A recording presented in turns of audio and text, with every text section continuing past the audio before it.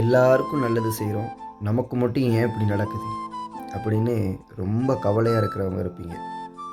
உங்களுக்கான பதிவு தான் இது. நல்ல காய்த்த கனிகளோடு இருக்கக்கூடிய ஒரு மரம் இருக்கு இல்லையா? அந்த மரம் யார் யாருக்கு நிழல் தருகிறோம் என்று ஒரு காலமும் கணக்கு பார்ப்பது கிடையாது. அதேபோல கல்லடித்தவனுக்கும் கனி தரும் இயல்புடையது தான் ஒரு மரத்தினுடைய குணம், இயற்கையினுடைய அழகு. அதே போல இந்த பூமியில் நல்லவர்களாக வாழ்கின்ற ஒரு சில நபர்கள் இருப்பீங்க.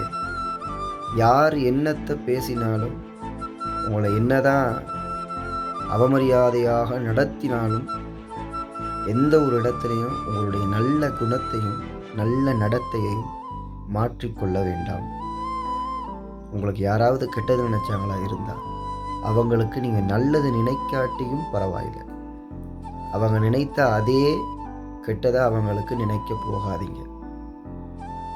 இறைவன் உங்களை நல்ல ஒரு மனிதனை அந்த பூமியில் படைத்திருக்காரு. அந்த படைப்பு சரியானதாக இருக்கும். உங்களை சரியான இடத்துக்கு கொண்டு போவாருன்னு நம்பிக்கை வைங்க.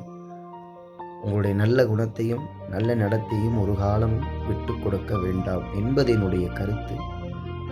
ஏற்றுக்கொண்டவர்கள் ஏற்றுக்கொள்ளுங்கள், விருப்பமில்லாதவர்கள் கடந்து செல்லுங்கள். நான் சொன்ன கருத்து சரி என்று நினைப்பவர்கள் பகிர்ந்துவிட்டு செல்லுங்கள். நன்றி, வணக்கம்.